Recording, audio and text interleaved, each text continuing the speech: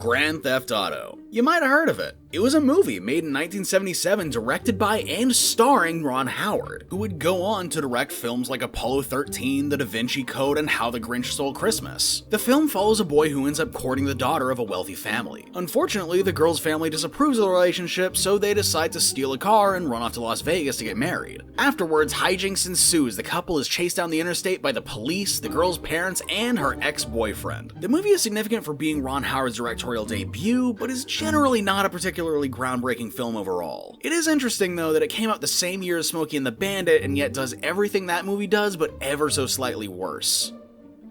Oh, and 20 years later there were some unrelated video games with the same name. Yeah, I know, a weird way to open the video, but what do you want me to say? Grand Theft Auto is quite possibly one of the most recognizable video game franchises of all time next to Mario and Call of Duty. Of all the games that need an introduction, this is not one of them. And next year, we're finally getting the long-awaited Grand Theft Auto 6.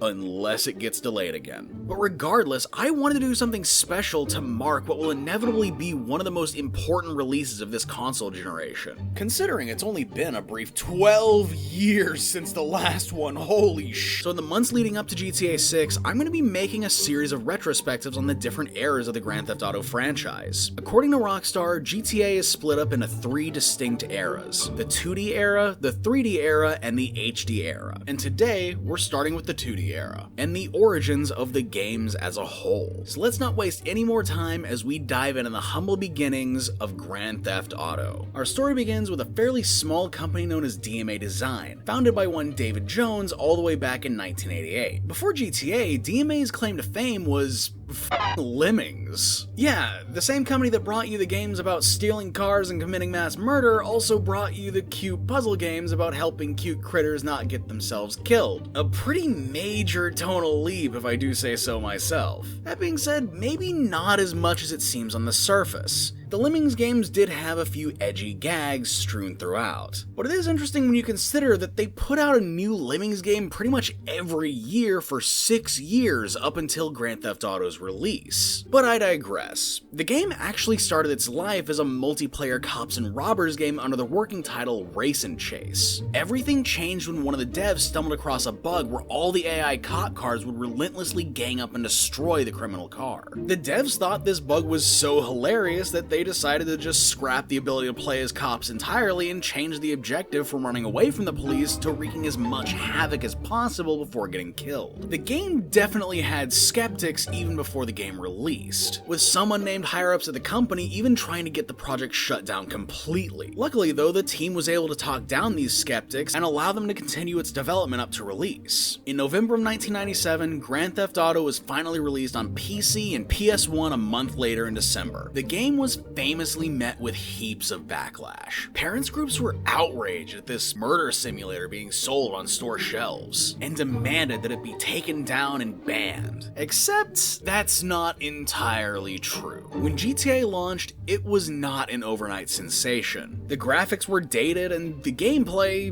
well, we'll get to that later. But generally, people didn't really care. So the guys at DMA did what anyone in the UK in the 90s would do when they're trying to drum up buzz. They called up notorious tabloid publicist and convicted Max Clifford. His strategy? Manufacture outrage to rile up the puritanical masses. Clifford deliberately got the game branded as a corrupting influence, stoking controversy and headlines across the UK. What started as a janky top-down driving game suddenly became the face of video game violence, lurking in the shadows and slowly breeding the next generation of psychopaths and mass murderers. So if you're following, the most infamous series in gaming only exists because of a buggy AI and a shady PR guy who knew how to weaponize bad press. So with all that out of the way, let's finally get around to looking at the game itself. First off, I want to preface by saying that for this retrospective, I'm specifically looking at the PS1 version of the game, as it was the one that most people have experience with. But regardless of the version, the game starts you out by immediately dropping you into the alleyways of Liberty City, instantly getting you acquainted with the ungodly controls. So, you know how pretty much every video game ever made has used something like a D-pad or a joystick to move your character across the screen? Well, at least on the PS1 version, the guys at DMA decided to just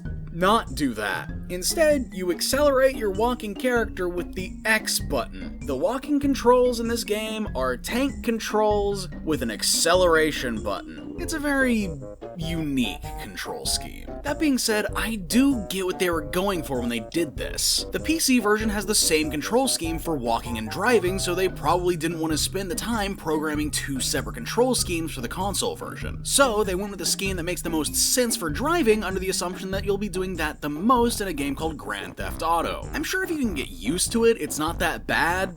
I've just never gotten used to it. In fact, with all my time playing, I never fully got used to the driving either. Specifically, the disorienting way steering feels in this game. The way steering works is when you drive towards the top of the screen, everything controls normally, with left being left and right being right. But whenever you start to drive towards the bottom, the controls don't invert to accommodate the new direction. So now, to drive left, you turn right, and to drive right, you turn left. It all just feels extremely awkward, and considering you're gonna be driving a lot in this game, that is a huge issue. There's also the fact that unless you're driving at top speed, the camera doesn't really zoom out all that much, so it's hard to get a good gauge as to what's in front of you. And if you're in a high-speed chase, it ends up making it really difficult to dodge cars or pedestrians coming your way. Just in general, you can really tell this game was not made with controllers in mind. And on top of that, the fact that they only had a month to try and get it to work makes a lot of sense. As for the story of the game, what story? The little plot that this game actually has is less than paper thin. You get a message on a pager for someone who wants you to do a job for them, you go to a payphone, call the guy who wants you to do a job for them, and then you do the job. Usually that job will have something to do with stealing a car, robbing a place, or sometimes even both. The missions get pretty repetitive after a while, but if you end up powering through, you'll eventually unlock the Cali coded San Andreas and the Miami-flavored Vice City, where you do the same thing all over again. If you can't tell, I do not have high opinions of this game.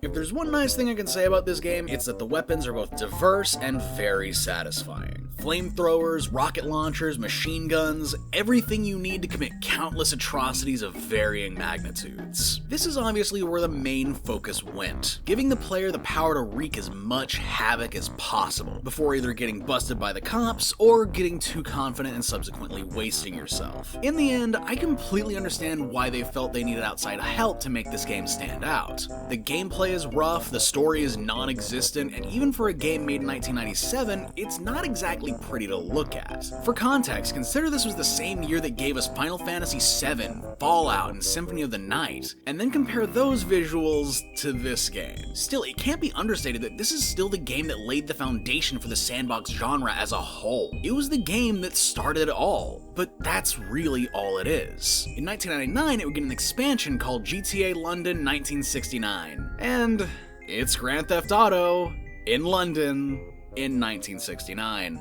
There's really not much else to say about it. Also in 1999 came Grand Theft Auto 2, which released on PC, PlayStation, and the Sega Dreamcast. In the years between the two games, DMA traded hands between a few different companies. Primarily though, they were a subsidiary of BMG Interactive, which in itself was a subsidiary of the media company BMG Entertainment. And in 99, it was bought out by infamous Nepo baby piggy bank Take-Two Interactive, which took BMG's assets and turned it into a brand new company altogether, Rockstar Games. With that, I think we've successfully set the stage for a look at what many consider the black sheep of the franchise, for reasons that are pretty obvious the moment you look at the setting. Anywhere City, a cyberpunk retro-futuristic metropolis riddled with crime and corruption. The city's been torn apart by a war between 7 separate gangs: the Zaibatsu, Loonies, Yakuza, Rednecks, SRS scientists, Russian Mafia, and the Hare Krishna. The city is split up into 3 districts controlled by 3 of the separate gangs, and the Zaibatsu has their hands in each one.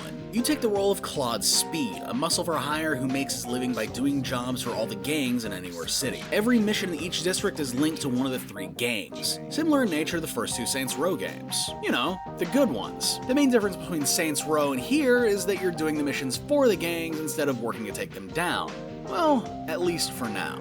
Also similar to Saints Row, but not at all, is the implementation of the Respect system. This system was actually a pretty major component of the game's marketing, with advertisements boasting the slogan, "Respect is everything." As you complete missions for different gangs, your respect from each gang either goes up or down depending on whether your actions are in favor or against the gangs, giving you different benefits or handicaps along the way. If your respect is high enough, gang members will help you out in combat, but if it's low, then they'll attack you on sight. In this way, it basically acts like an extension of the notoriety system. Other than the surprisingly fleshed out respect system, there's really not much else to say about the gameplay. It's just more Grand Theft Auto. Although the missions are a little more bearable in this one, with a bit more variety, and driving seems much easier due to a more zoomed out camera, and vehicle handling feels way snappier. Graphically, this game got totally butchered on PS1. It really doesn't look that much different from the first game, which makes it pretty easy to miss that this is supposed to be a moody cyberpunk setting. This version and the Dreamcast version are night and day. In the Dreamcast version, you get a better frame rate, more detailed models, and dynamic lighting that really hammers home that you're cruising through the streets of a neon dystopia. It's a shame that the PlayStation version is the one that's most easily accessible these days, because the PC and Dreamcast versions really are the ideal ways to play this game. Quite possibly the weirdest thing about this game is the existence of GTA 2 the movie. To promote the game, DMA put together an 8-minute long live-action film and released it in 8 parts for download on their website. Clips of the film would later be used for the opening cutscene and menu of the finished game, but as a movie,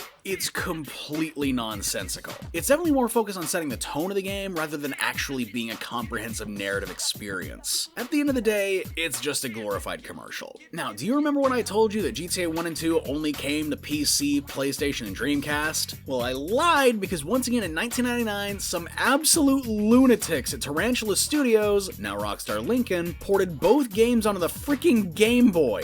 I'm serious. These ports are meant to be full-on demakes of the PC and PlayStation versions, and honestly, they got shockingly close. I have to give huge props to Lincoln for that alone. These are basically 8-bit demakes of the first 2 GTA games. The amount of work that must have gone into pulling this off is insane, but there's a catch, and it's called trying to cram a massive open-world crime game onto hardware designed to play Tetris. This is made extremely clear when you look at the population of the cities. The bustling metropolis of Liberty City has been reduced to a barren wasteland. Good luck stealing a car when you can barely find one, and even when you do, your character walks so painfully slow you probably won't get it in time. And similarly, good luck on going on one of those infamous murder sprees in a totally empty street. They were able to remedy this problem in the GTA 2 remake, but at a cost. That being the frame rate. During big gunfights or car chases, the game chugs to a point that's almost impossible to play. So yeah, the Game Boy GTA games are impressive, but they're also kinda crap. Nowadays, they're certainly more of a novelty than anything. Considering if you want a portable GTA experience now, there are way better options. And with that, we bookend the 2D era of Grand Theft Auto. But one more thing happened in 1999. The release of a game by the name of Driver for the PlayStation. A 3D open-world crime sandbox game that put players in the shoes of a getaway driver, in fully realized versions of 4 major American cities. In other words, the 2D era of Grand Theft Auto was over, and it was time for the newly dubbed Rockstar North, formerly known as DMA Design, to get with the times or die trying. See you next time on the next installment of my Grand Theft Auto retrospective. But until then, thanks for watching. If you like this video, leave a like and become a pyromaniac yourself by subscribing. Until next time, stay nerdy, my friends.